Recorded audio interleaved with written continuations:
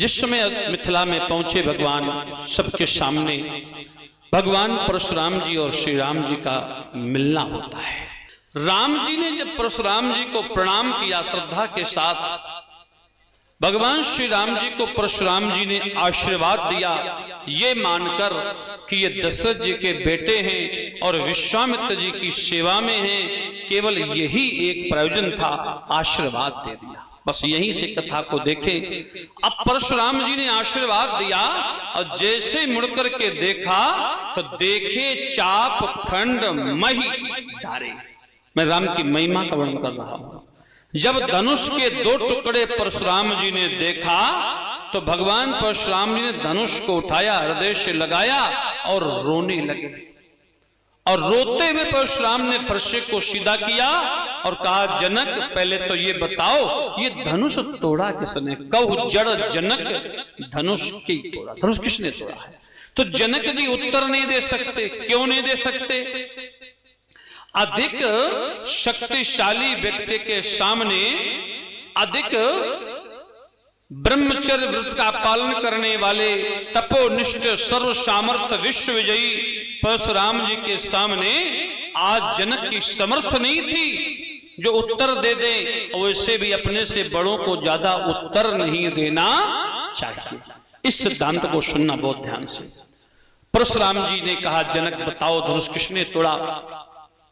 जनक मौन हो गए। अति डर उत्तर देत नृप नाही, उत्तर नहीं दिया। अब परशुराम जी ने कहा, उत्तर नहीं दे रहे तो ये बताओ, ये संपूर्ण राज समाज क्यों इकट्ठा है? जब पहले कभी मिथिला आता था तो तुम्हारे यज्ञशाला पर यज्ञ के मंत्र गुंजायमान होते थे। आज ये राजाओं का यहाँ पर एकत्रित होना कोई विशेष आयोजन है। भगवान परशुराम जी मौन धारण किए। जनक को देखकर आश्चर्यचकित हो गए।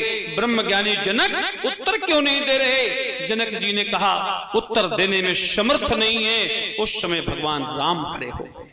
हम आप जब संसार में उलझ जाएंगे, हम आप जब संसार में फंस जाएंगे, तो हमें आपको बचाने के लिए, हमें आपको निवारण करने के लिए, हमारा आपका समाधान करने के लिए परमात्मा सामने आ जाता है और वो आकर के मार्गदर्शन करा जाता है। भगवान श्री राम ने मार्गदर्शन कराया। हाथ जोड़कर खड़े हो गए, बोले, नाथ शंभु धनु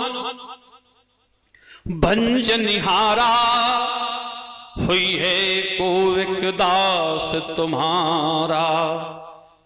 भगवान परशुराम जी, इस धनुष के तोड़ने वाला आपका कोई अपना दास होगा। परशुराम जी ने कहा, राम पहले तुम्हारा परिचय विश्वामित्र जी ने कराया। अच्छा, संसार में यही एक मूर्ति है जिसका परिचय 2 प्रकार का है। जैसे मेरे पास ये फूल है और कोई हमसे पूछे स्वामी जी क्या है, हम कह देंगे फूल है, और दूसरा आगे पूछे स्वामी जी क्या है, हम कह देंगे एटम बम है। तो बताओ, या तो हम झूठ बोल रहे हैं और या तो हम उस व्यक्ति को मूर्ख समझ रहे हैं। अब विश्वामित्र जी के सामने राम जी खड़े हैं। जनक जी कहते हैं कौन है? तो जनक जी से परशुराम जी के सामने उत्तर कुछ दिया जा रहा और जनक से उत्तर कुछ दिया जा रहा। जब जनक बोलते हैं ये कौन है, तो विश्वामित्र जी कहते हैं रघुकुल मणि, रघुकुल मणि दशरथ के जाए, हम हित लागे नरेश पठाए। और जब परशुराम जी कहते हैं कौन है, तो बोले ये 2 दशरथ के डोटा, बाल मरालन के कल जोटा। तो या तो यहां झूठ या तो वहां झूठ, पर कारण क्या था? जिस समय जिस मरीज को, बीमार व्यक्ति को जो गोली फायदा करे वही गोली वैद्य को देना चाहिए। तो सदगुरु बचन वैद्य विश्वासा। विश्वामित्र जी गुरु हैं, तो उन्होंने गुरु धर्म का पालन किया है। क्योंकि जनक जी अंधकार में डूब गए थे। बेटी के मोह रूपी अंधकार में जनक विचलित थे, तो वहां ज्ञान रूपी मणि की आवश्यकता थी जो अंदर प्रकाश कर दे और बाहर प्रकाश कर दे। और ये गुण केवल राम नाम की मणि पर होता है। तो विश्वामित्र जी कहते हैं रघुकुल मणि दशरथ के जाए। पर यहां परशुराम जी क्रोधातुर हैं। नेत्र लाल हैं, हाथ में परशु है। तो विश्वामित्र जी ने विचार किया, अगर हम परिचय देते हैं कि ये क्षत्रिय कुमार हैं तो कोई ऐसा ना हो संधान हो जाए। तो बोले ये दो दशरथ के डोटा, बाल मरालन के कल जोटा। अभी ये दुदमुहे बच्चे हैं छोटे छोटे। अब जब दुदमुहे कह दिया तो बाल दोष गुण गणे न साधु, छोटे बच्चों के गुण दोष संत महापुरुष देखते नहीं है। विश्वामित्र जी ने ये परिचय दिया। अब राम जी कहते हैं महाराज निवेदन है, बैठिए विपिन, आपकी कथा विपिन हमारे ग्रुप में डाल देते हैं और हमारे भी हजारों शिष्य नित्य यहाँ का सत्संग का लाभ ले रहे हैं। जिस समय भगवान परशुराम जी ने कहा राघव क्या अयोध्या में सेवक ऐसे ही होते हैं? सेवक सो जो करे सेवकाई, अरि करनी कर करे लड़ाई। अगर सेवक हैं आप तो सेवा भाव नहीं है, ये धनुष का तोड़ना सेवा भाव प्रदर्शित नहीं करता है। अगर धनुष तोड़ने वाला सेवक है आवे करे चरण की सेवकाई और बतावे अपना परिचय। और अगर वो शूरवीर है तो उठावे शस्त्र रण में आवे और करे हमसे लड़ाई, जैसे सहस्रा बाहु ने किया था। अगर वो सेवक है तो चरणों में आवे और नहीं तो शस्त्र उठावे। भगवान श्री राम मौन, उसके बाद लक्ष्मण जी खड़े हो गए। लक्ष्मण जी ने हाथ जोड़ा, बोला प्रभु एक निवेदन है। बोले क्या? बोले स्वामी जी निवेदन ये है, ये धनुष एक समस्या है क्या? बोले क्यों?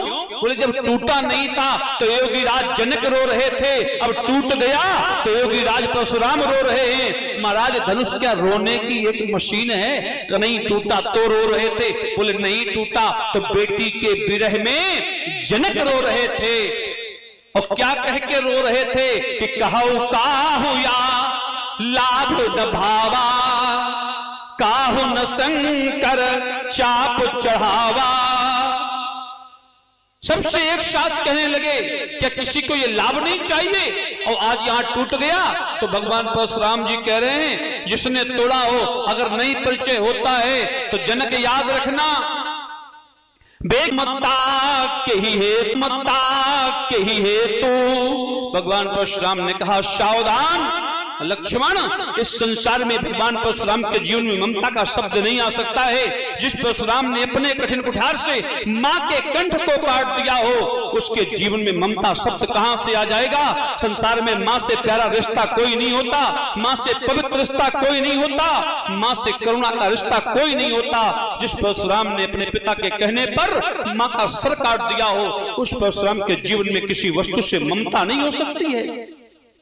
सावधान लक्ष्मण, लक्ष्मण जी का ममता नहीं तो फिर काहे को रो रहे? यही धनु पर ममता कही है तू। परशुराम जी ने कहा नहीं ममता नहीं है, ये धनुष भगवान शंकर का है, आयुध है। और जो तुम धनुई तोड़ते थे बहु धनुही तोड़ो लरिकाई, लरिकाई। बोले उम्र कितनी थी? बोले 5 साल की। बोले रोज तोड़ते थे? बोले हाँ। बोले तो ठीक है लक्ष्मण जी, हम स्वीकार कर लिया कि तुम 5 साल में धनुइयां तोड़ते रहे, हम नहीं बोले क्योंकि बाल दोष गुण गणे न साधु, बच्चों के दोष नहीं देखते संत महापुरुष। पर 5 साल में जो तुम अपराध करते रहे तो क्या 50 साल में करते रहोगे? 1 साल का बालक मां के आंचल का दूध पीता है, काटता है, नख से नोचता है, मां के सीने पर पादप प्रहार करता है। बोलो करता है कि नहीं करता है? अब वही बच्चा 20 साल की उम्र में मां के सीने पर लात का प्रहार करे, जघन्य अपराध होगा, पाप होगा, क्योंकि वो क्षम्य था पर ये क्षम्य नहीं हो सकता है। इसलिए लक्ष्मण सावधान, जो धनुइयां तुम तोड़ते रहे उसमें तुम्हारी बाल्यावस्था थी। अब बच्चों के दोष नहीं देखे जाते, बाल दोष गुण गणे ना साधु, इसलिए अपराधी हो। अगर तुमने तोड़ा है तो बताओ। बोले हमने नहीं तोड़ा। बोले फिर किसने तोड़ा है? बोले इसका पता तुम लगाओ। परशुराम जी ने कहा जनक शो बिल गाओ, शो बिल गाओ, जिसने तोड़ा हो उसे समाज से बाहर करो।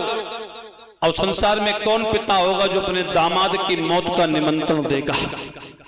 कौन पिता हो सकता है जो दामाद की मृत्यु का निमंत्रण दे दे? हाथ जोड़ लिया जनक जी ने। जनक जी मौन खड़े हैं। भगवान श्री राम जी ने कहा प्रभु जिसने भी ये किया होगा वो आपका सेवक है। भगवान परशुराम जी ने हाथ पर कुठार उठाया, राम अगर सेवक है तो सेवा करे, और सो है तो फिर वो संग्राम करे। भगवान राम तुम तो कुछ नहीं बोल पाए, बिहस लखन बोले मृदुवाणी। अहो मुनीश महाभट्ट मानी। महाराज जब आप मिथिला में आए तो ऐसा लगा कोई सिद्ध संत महापुरुष आ गए, पर आपको देख करके ऐसा प्रतीत हो रहा है जैसे कोई योद्धा युद्ध के लिए रणभूमि पर आया हो।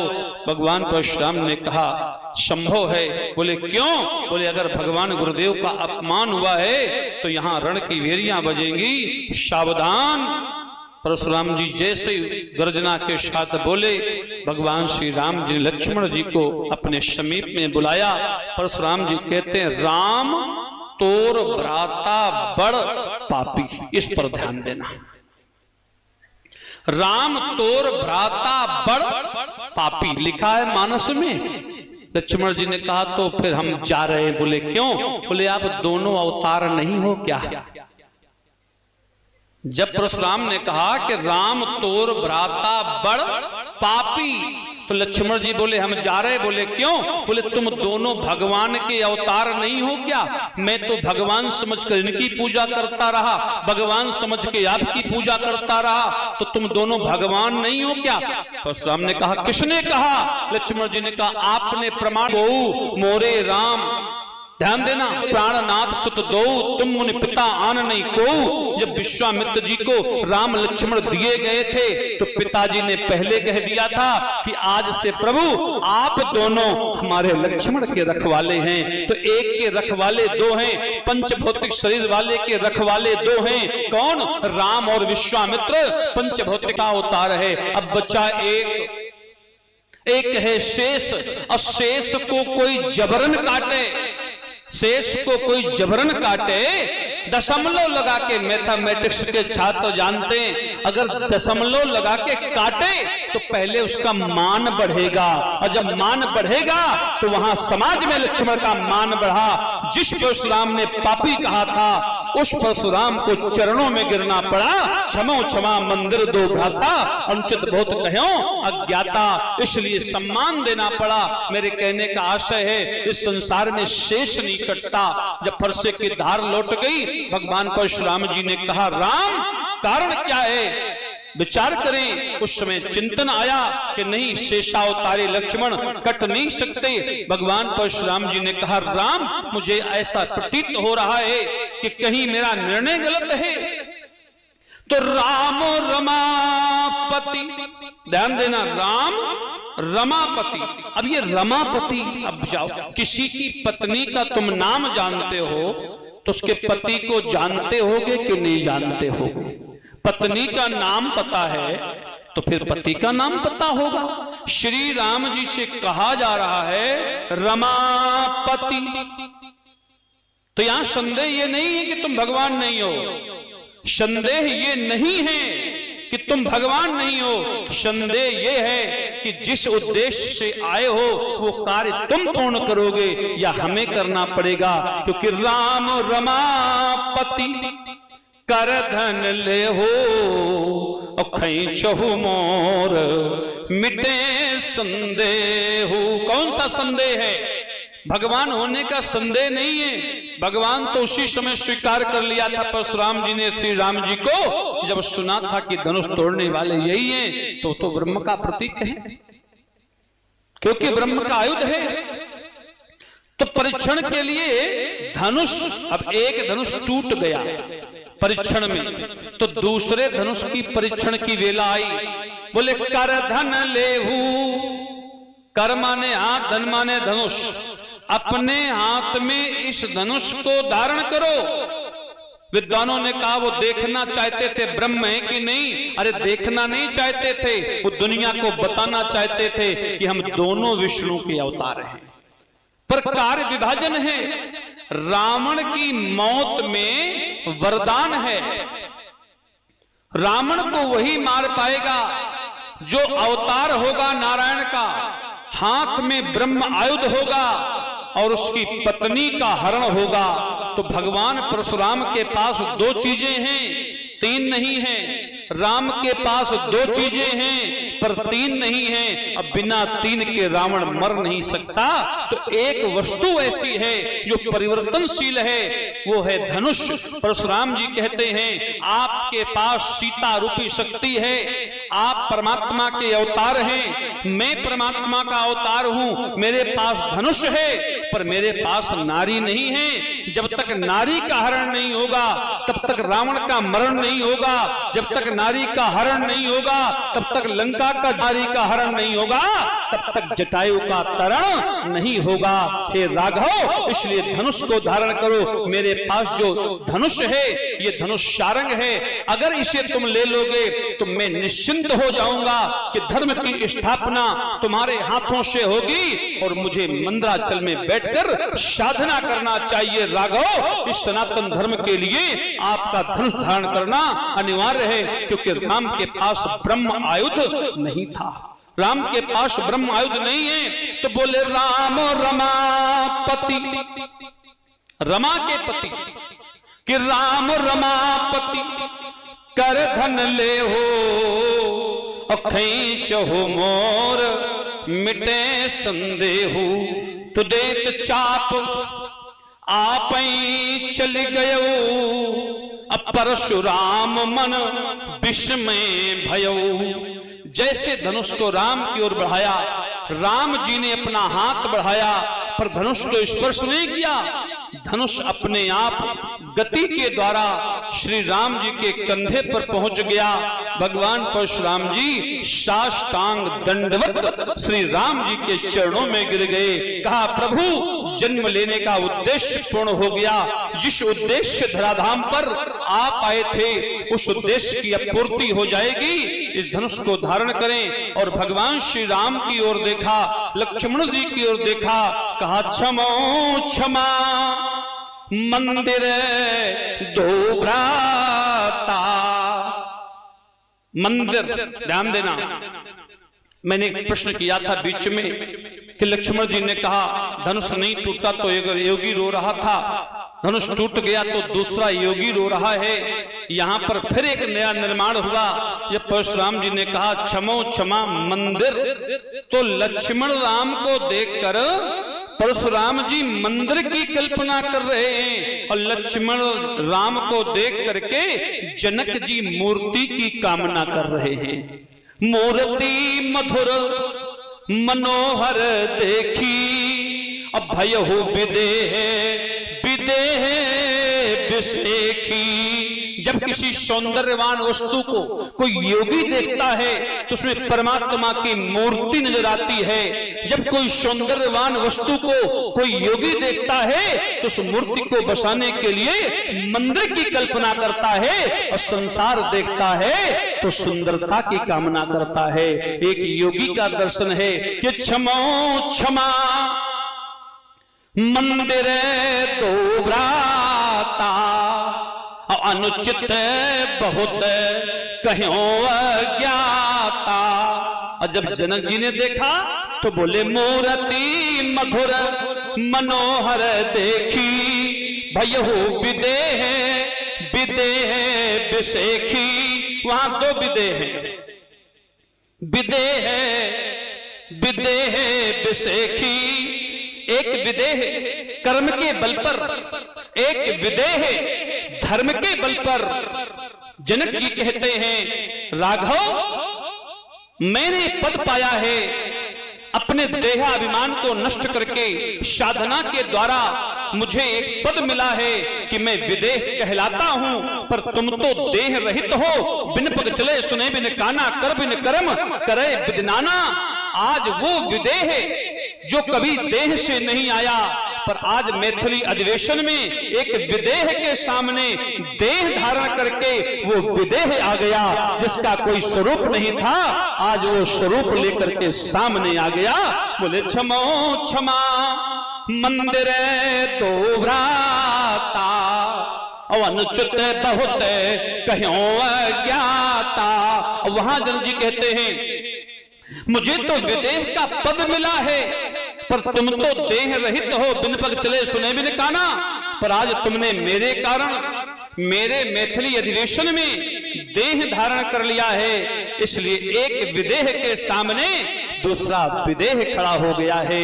एक विदेह ने दूसरे विदेह को देह धारण के लिए मजबूर कर दिया है। एक योगी की दृष्टा, एक योगी की दृष्टि उस परमात्मा पर पड़ती है। तो जब भगवान परशुराम जी ने निवेदन किया और बड़ी श्रद्धा से कहा, प्रभु हम क्षमा चाहते हैं, अगर कोई अपराध हुआ है, तो भगवान राम ने कहा नहीं, अपराध नहीं हुआ है। बोले फिर प्रभु आप क्षमा करें। भगवान श्री राम जी ने कहा, जाओ तुम जाकर के साधना करो, जाहि जपो शंकर सत नामा। बस इसको ध्यान देना।